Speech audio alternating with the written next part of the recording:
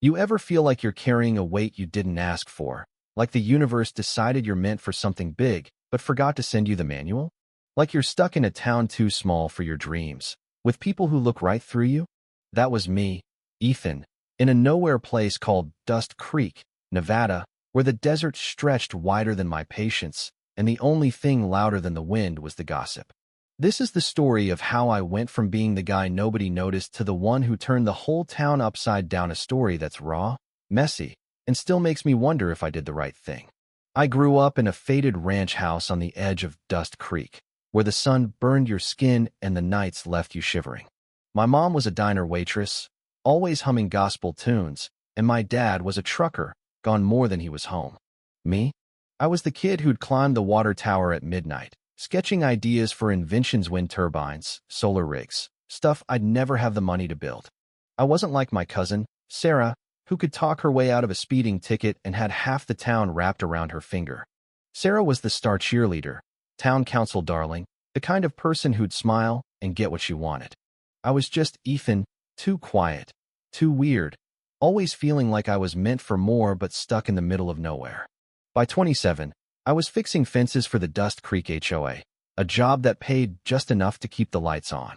The HOA ran this town like a fiefdom, led by a guy named Roy Baxter, who wore cowboy boots and a grin that didn't reach his eyes. Roy was the kind of man who'd pat your back while slipping a knife in it, always talking about community values while strong-arming folks into selling their land cheap. Dust Creek was obsessed with property. Every argument was about water rights, fence lines, or who was hogging the best grazing land. I kept my head down, but deep inside, there was this gnawing feeling, like I was waiting for something to break open, something to make sense of why I always felt out of place. One evening, I'm locking up the HOA shed, the sky all fiery orange, when I find this old ledger tucked under a pile of rusted tools. It's got my name scrawled on the cover in Sharpie, in handwriting I've never seen. Inside, it's a mess of entries, dates, names, numbers like 222, 777, 999, circled like they mean something. There's stuff about land deals, payouts, and phrases like, keep the dreamer quiet. That word dreamer hits me like a brick. I don't know why, but it feels like it's talking about me. I should have tossed it, but I didn't. I took it home, started reading, and what I found made my blood run cold. Roy and his HOA cronies were rigging land sales, forging deeds, scaring people into giving up their homes for pennies, then selling to some big-shot developer for millions. My family's ranch was on their list. They'd been leaning on my mom for years to sell. I started digging, sneaking into the HOA office after dark, poring over records by flashlight. It was all their fake signatures, backdated contracts, even threats. I felt like I'd stumbled into a snake pit, and the more I uncovered, the more I realized I couldn't stay quiet. But then, one night, I'm in the office, knee-deep in files, when I hear voices. It's Roy, and God help me, Sarah. My cousin, the one I used to share secrets with, is standing there, laughing with him. Ethan's poking around, Roy says, his voice like gravel. If he finds that ledger, we're screwed. Sarah snorts, says, Ethan? He's a nobody. Always has been. Nobody'll believe him. Her words cut deeper than a knife. My own blood, dismissing me like I'm nothing, helping Roy rob our town blind. I wait till they're gone, my hands shaking, not just from fear, but from betrayal. Sarah, who used to braid my mom's hair at the kitchen table, was in on this. I wanted to storm out, scream at her, but something held me back, like a voice in my head whispering, hold on, Ethan. You're not ready yet. So I kept my mouth shut and started fighting quiet. I printed flyers, anonymous, with just enough truth to stir things up. Check your land records, I'd write. Ask Roy about the 2001 deal.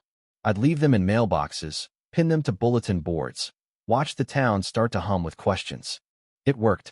People started talking. Old man Jenkins, who'd lost his pasture to the HOA, showed up at a town meeting, waving his deed, yelling about fraud.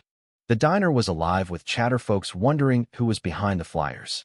Roy's charm started cracking, his smiles tighter, and Sarah, she stopped coming to family dinners, wouldn't meet my eyes. I was scared, but I felt alive, like I was finally doing what I was meant to do, like that ache I'd carried my whole life was starting to make sense. Then things got ugly. I come home one night to find our ranch house trashed, windows broken, my sketches shredded, the ledger gone. I knew it was Roy, but there was no proof. Then the rumors hit. People saying I was unhinged, making it all up, chasing ghosts. Sarah didn't say a word to defend me.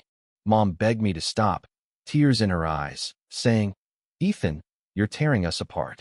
Dad, when he was home, just shook his head, muttering, "You can't fight City Hall, kid." But I couldn't stop. That a cheat was roaring now, telling me this was my fight, my purpose. I hit rock bottom one night, sitting in the wreckage of our living room, wondering if I'd lost my mind. Maybe Sarah was right. Maybe I was nobody. I prayed first time since I was a kid, just a whisper. If this is what I'm supposed to do, show me. And then, clear as day, I see it. 222, carved into the doorframe, right where I used to measure my height as a kid. I don't know how it got there, but it felt like a sign, like something bigger was saying, "You're on the right path." So I kept going. I started meeting people in secret: Jenkins, the diner cook, a few others who'd been burned by the HOA. We met in the back of the old feed store, piecing together evidence, planning to go public. But the night before our big move, Sarah catches me outside the diner, her face all sharp edges and guilt. "You're ruining everything, Ethan," she snaps. "You think you're some kind of savior? You're just a loser who's going to get us all in trouble." I step closer, my voice low, steady. "No, Sarah. I'm the guy who's going to make sure Dust Creek knows what you did." She freezes, her eyes flickering with something: regret, maybe, or fear. Then she turns and walks away, leaving me in the dark. The next day, we hit the town meeting like a storm. Me, Jenkins, and 10 others, armed with copies of the ledger, forged deeds, everything. I stand up, my voice shaking at first, and lay it all out: every deal, every lie. Roy tries to interrupt, all smooth talk and cowboy swagger, but Jenkins cuts him off, holding up his deed like a weapon, shouting, "You stole my land, Baxter."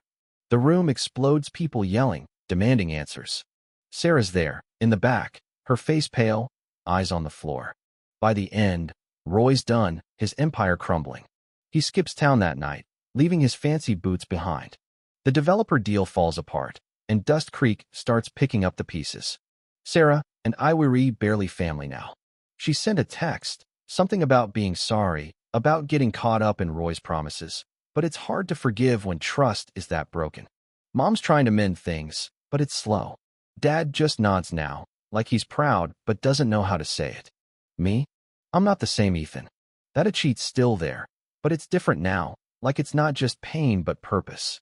Those numbers: 222, 777, 999, they keep showing up, on clocks, receipts, even a license plate once.